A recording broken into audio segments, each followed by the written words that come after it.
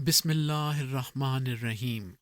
بہادر بنو کہ مومن بزدل نہیں ہوتا، اور رحیم بنو کہ مومن ظالم نہیں ہوتا۔ خطبہ جمعہ سیدنا حضرت مرزا بشیر الدین محمود احمد خلیفۃ المسیح ثانی المصلح موعود رضی اللہ تعالی عنہ، فرمودہ 24 جولائی سن 1936، ٹست دوم۔ ہم تو شروع دن سے یہی کہتے کہ خدا نے ہمیں اس لیے چن لیا ہے کہ دین کے لیے ہمیں قربانی کی بھیڑیں بنائے۔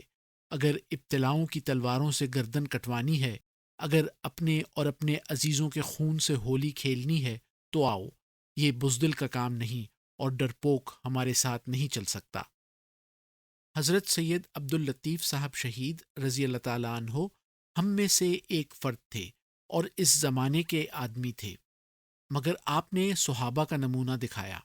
آپ کو رویا میں بتایا گیا تھا کہ آپ پکڑے جائیں گے اور کہ آپ کے لیے بڑا ابتلا مقدر ہے۔ آپ نے شاگردوں کو اس سے آگاہ کر دیا تھا، اس لیے جب آپ کی گرفتاری کے احکام دربار سے جاری ہوئے تو آپ کو قبل از وقت اپنے درباری دوستوں کے ذریعے اس کی اطلاع ہو گئی۔ شاگردوں نے آپ کو مشورہ دیا کہ بہتر ہے جلدی سے انگریزی علاقے میں چلے جائیں۔ راوی کا بیان ہے کہ آپ نے اپنے ہاتھ آگے نکال کر کہا، مجھے تو اللہ تعالیٰ نے بتایا ہے کہ اس کی راہ میں مجھے سونے کے کنگن یعنی ہتھکڑیاں پہنائی جائیں گی، اور میں سمجھتا ہوں ان لوگوں تک پیغام صداقت پہنچانے کا یہ ایک بہترین ذریعہ ہوگا جن تک کسی دوسرے طریق سے یہ پیغام نہیں پہنچایا جا سکتا۔ تو باوجود قبل از وقت اطلاع مل جانے کے اور باوجود اس کے کہ آپ بھاگ سکتے تھے، آپ نہیں بھاگے اور اسے ذلت نہیں سمجھا بلکہ عزت سمجھا، اور ہتھکڑی کا نام زیور رکھا۔ اور جب خود بادشاہ نے آپ سے سوال کیا کہ آپ اپنے عقائد چھوڑ دیں یا کم از کم ان کو چھپا لیں تا لوگوں کا جوش کم ہو، تو آپ نے جواب دیا کہ میں کس چیز کو چھپاؤں؟ صداقت کو؟ اگر میں کوئی بری بات پیش کر رہا ہوتا تو بادشاہ تو کجا کسی معمولی آدمی کے کہنے سے بھی چھوڑ دیتا، مگر کیا صداقت کو بھی چھپایا جا سکتا ہے؟ آپ نے ان تکالیف کو مصیبت نہیں سمجھا اور یہ خیال نہیں کیا کہ میری قربانی کے عوض اللہ تعالیٰ نے مجھ سے بے وفائی کی ہے۔ انہوں نے اپنی قوم کے متعلق بھی اس فعل کو بے وفائی نہیں سمجھا۔ ایک شخص کا جو اس موقع پر موجود تھا بیان ہے کہ جب آپ پر پتھر پڑ رہے تھے، جسم چور ہو رہا تھا، ہڈیاں ٹوٹ رہی تھیں، اس وقت آپ کی زبان پر یہ الفاظ تھے کہ اے میرے رب، ان کو ہدایت دے کہ یہ نادانی سے ایسا کرتے ہیں۔ مومن ہر چیز میں رسول کریم صلی اللہ علیہ وسلم کا اسوہ پیش نظر رکھتا ہے۔ معلوم ہوتا ہے کہ آپ کے پیش نظر اس وقت طائف کا واقعہ تھا، جو یوں ہے کہ مکہ والوں نے جب حضرت صلی اللہ علیہ وسلم کی تبلیغ کو سننے سے انکار کر دیا تو آپ کو خیال آیا کہ طائف کے لوگوں کو تبلیغ کروں۔ مکہ کے بدباطن مخالفوں کو جب علم ہوا تو انہوں نے طائف والوں کے پاس آدمی بھیجا کہ اس شخص کے لیے ہم نے مکہ میں تو کوئی جگہ چھوڑی نہیں، ہمیں امید ہے کہ تم لوگ اپنے مذہب کے لیے ہم سے کم غیرت مند ثابت نہ ہوگے۔ طائف والوں نے جواب دیا کہ تم اسے یہاں آنے دو، تم سے زیادہ بدسلوکی ہم کریں گے۔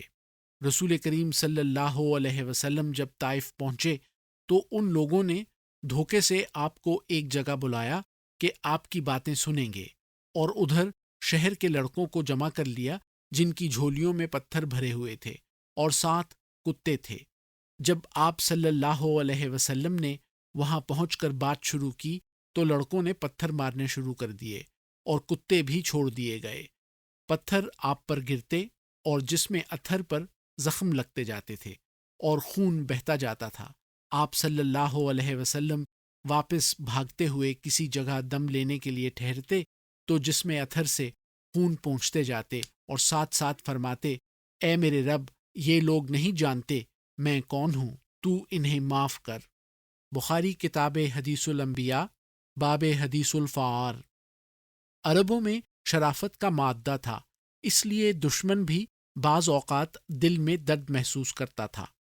رستے میں ایک عرب سردار کا باغ تھا۔ جب اس نے آپ کو اس حالت میں آتے دیکھا تو اس کے دل میں درد پیدا ہوا اور اپنے عیسائی غلام سے کہا، انگور توڑ کر لے جاؤ اور اس شخص کو بلاؤ اور اسے بٹھا کر کھلاؤ۔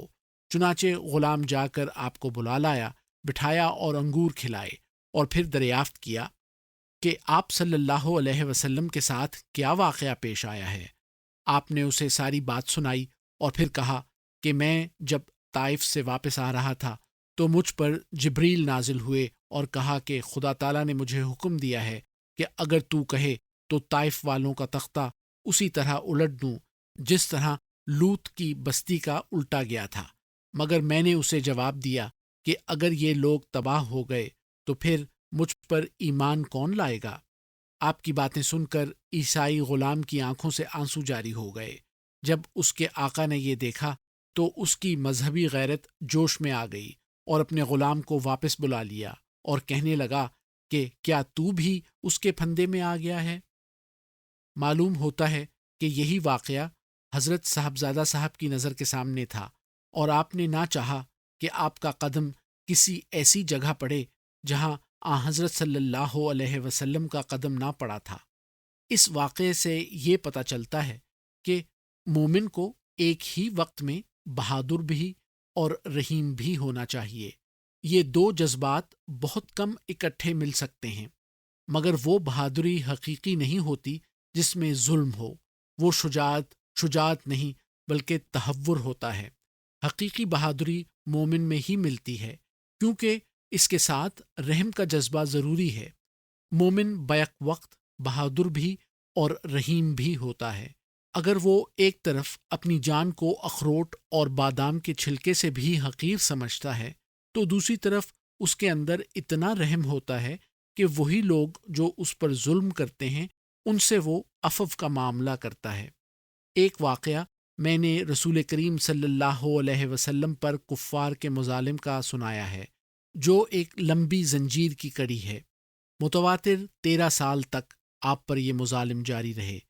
کبھی آپ پر تلواروں سے حملہ کیا جاتا تو کبھی تیروں اور سونٹوں اور پتھروں سے، کبھی آپ کے اوپر نجاست پھینکی جاتی اور کبھی گلا گھونٹا جاتا، حتیٰ کہ آخری ایام میں جب آپ کو مکہ چھوڑنا پڑا، مسلسل 3 سال تک آپ کا اور آپ کے صحابہ کا ایسا شدید بائیکاٹ کیا گیا کہ کسی سے سودا بھی مسلمان نہ خرید سکتے تھے۔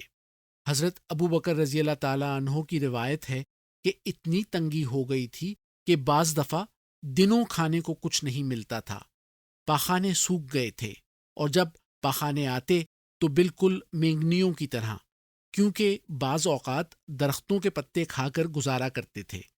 بخاری کتاب الفضائل اصحاب النبی صلی اللہ علیہ وسلم، باب مناقب سعد بن ابی وقاص۔ اور بعض اوقات کھجور کی گٹھلیاں۔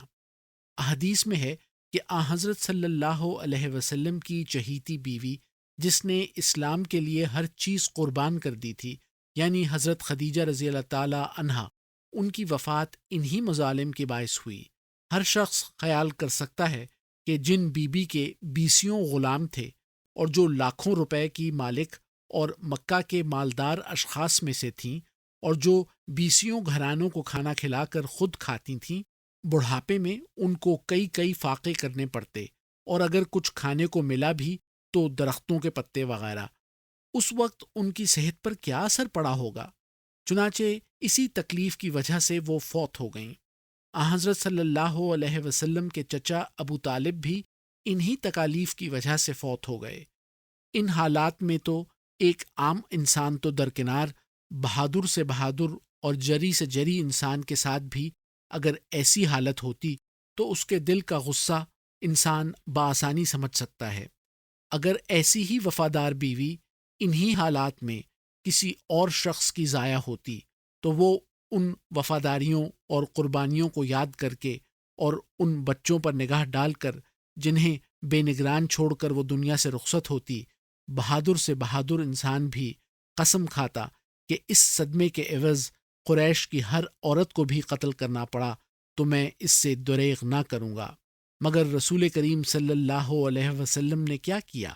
ایک صحابی کا بیان ہے کہ ایک جنگ میں جب رسول کریم صلی اللہ علیہ وسلم نے قریش کی ایک عورت کی لاش دیکھی تو آپ اس قدر غصے میں آئے کہ میں نے آپ کو اس قدر غصے میں کبھی نہ دیکھا تھا، اور آپ نے سخت غصے کی حالت میں دریافت کیا کہ اسے کس نے قتل کیا ہے، اور پھر فرمایا کہ عورتوں، بچوں، بوڑھوں، ضعیفوں، بیماروں، مذہبی لیڈروں پر کبھی ہاتھ مت اٹھاؤ۔ ابو داؤد کتاب الجہاد باب فی دعاء المشرکین۔ کجا وہ سلوک اور کجا یہ؟ ہر شخص سمجھ سکتا ہے کہ بہادری کا مفہوم یہی ہے جو حضرت صلی اللہ علیہ وسلم نے بتایا، مگر میں اپنی جماعت سے دریافت کرتا ہوں کہ کیا ان میں بھی وہی جرت اور وہی رحم ہے جو حضرت صلی اللہ علیہ وسلم اور آپ کے صحابہ نے دکھایا؟ ہمارے دوستوں کی یہ حالت ہے کہ جب کوئی مصیبت آتی ہے تو دوست گھبرا جاتے ہیں کہ اب ہم قید ہو جائیں گے، پکڑے جائیں گے۔ کیا انہیں پتہ نہیں کہ جب انہوں نے احمدیت کو قبول کیا تھا تو اس وقت یہ سب چیزیں ان کے سامنے رکھ دی گئی تھیں؟ کیا انہیں کسی نے دھوکے سے احمدیت میں داخل کرا لیا تھا؟ حضرت مسیح موعود علیہ السلام نے اپنی کتاب میں صاف لکھا ہے کہ جو لوگ تکالیف کو برداشت نہیں کر سکتے ان کا راستہ مجھ سے الگ ہے۔ میرا راستہ پھولوں کی سیج پر نہیں بلکہ کانٹوں پر ہے۔ انوار الاسلام، روحانی خزائن، جلد 9، صفحہ 23 تا 24۔ کسی سے دھوکہ نہیں کیا گیا۔ ہر شخص جو احمدیت میں داخل ہوتا ہے یہ سمجھ کر ہوتا ہے کہ یہ سب تکالیف اسے برداشت کرنی پڑیں گی، پھر شکایت کیسی؟ اگر تو ہم کسی سے کہتے کہ آؤ احمدی ہو جاؤ، ہم تمہیں بڑے بڑے عہدے دلائیں گے، دولت دیں گے، بیماریوں اور تکلیفوں سے بچائیں گے، عمدہ عمدہ عورتوں سے شادیاں کر دیں گے، تمہارے بچوں کی تعلیم کا انتظام کر دیں گے، تو شکایت ہو سکتی تھی۔ مگر ہم تو شروع دن سے یہی کہتے کہ خدا نے ہمیں اس لیے چن لیا ہے کہ دین کے لیے ہمیں قربانی کی بھیڑیں بنائے۔ اگر ابتلاؤں کی تلواروں سے گردن کٹوانی ہے، اگر اپنے اور اپنے عزیزوں کے خون سے ہولی کھیلنی ہے تو آؤ۔ تو پھر کوئی شکایت کا موقع نہیں۔ یہ بزدل کا کام نہیں اور ڈرپوک ہمارے ساتھ نہیں چل سکتا۔ باقی آئندہ۔